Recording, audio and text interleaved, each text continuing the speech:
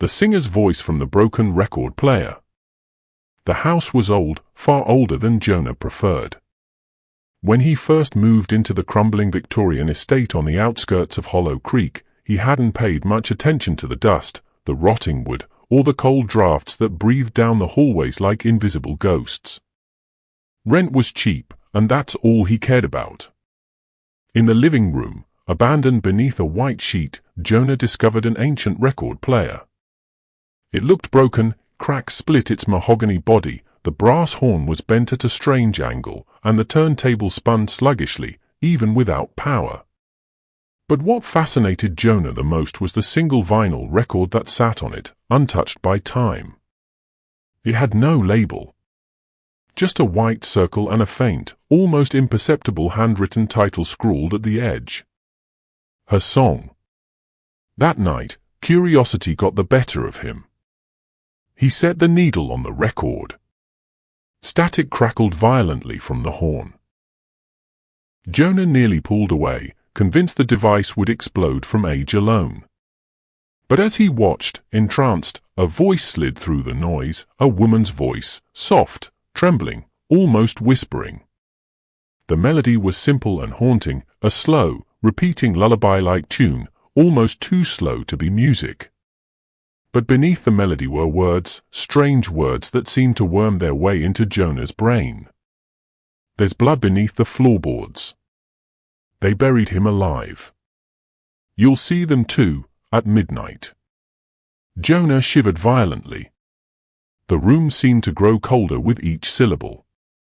He jerked back from the player and yanked the needle away. Silence crashed over the room like a closing coffin. But from the shadows beyond the living room, Jonah thought he heard something shifting, creeping, whispering. That was just the beginning. The next morning, Jonah convinced himself it had been a dream, a trick of exhaustion. But a strange itch began growing in his mind. The record sat in the corner, beckoning him.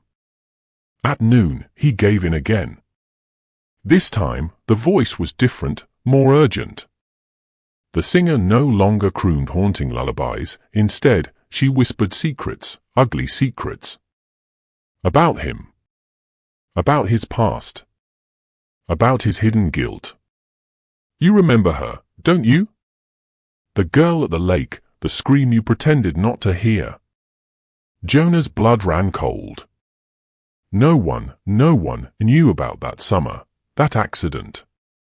He had buried the memory deep, under layers of denial and excuses.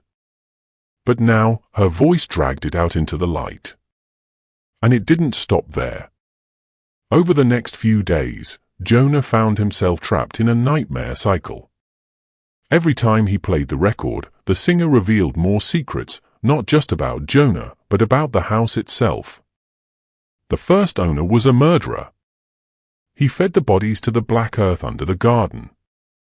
Listen carefully, the roots still remember. At night, they move beneath your feet. At first, Jonah laughed it off. But then he heard scratching under the floorboards at night, soft, desperate, like fingernails clawing upward from the dark. The garden soil sometimes shifted without wind. And worst of all, he began to see things. Flickers of movement in the mirrors. Pale faces peeking through doorways.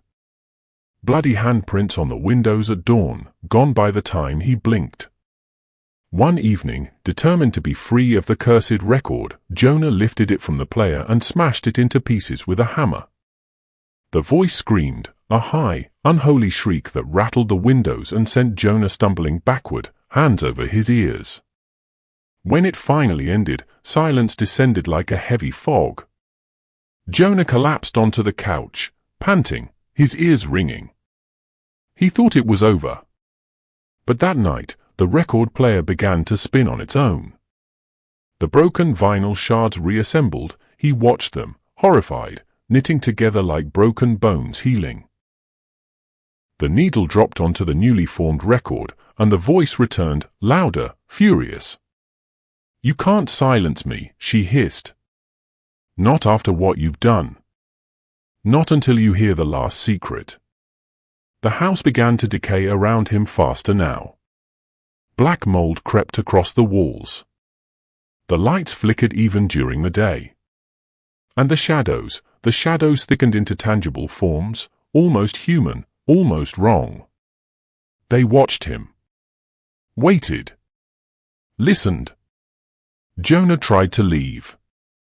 He packed his bags and sprinted for the door, but the doorknob twisted and writhed in his hand, cold and slick like a living thing.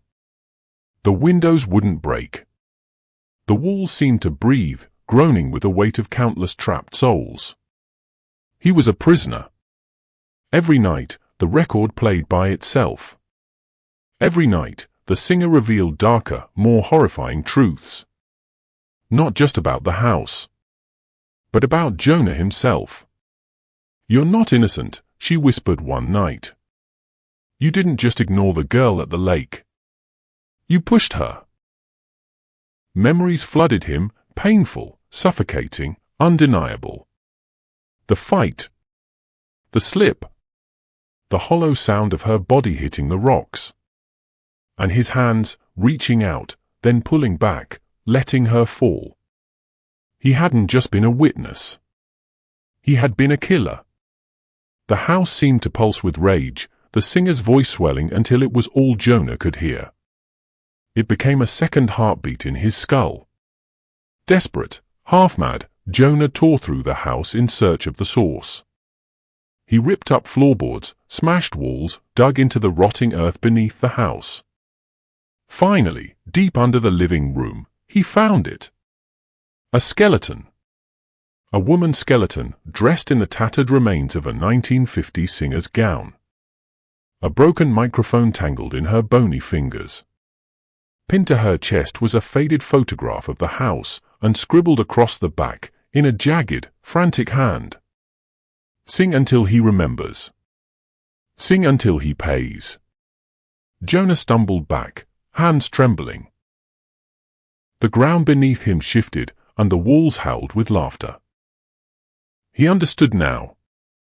The singer had been murdered here, buried under the house, her voice trapped in that cursed record, forced to relive her death until her murderer confessed.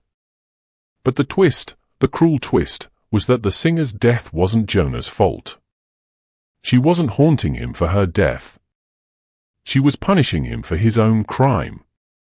For the girl at the lake. For the life he took and never atoned for. The singer was just the messenger. The punishment was his to earn. When the morning came, Jonah was gone.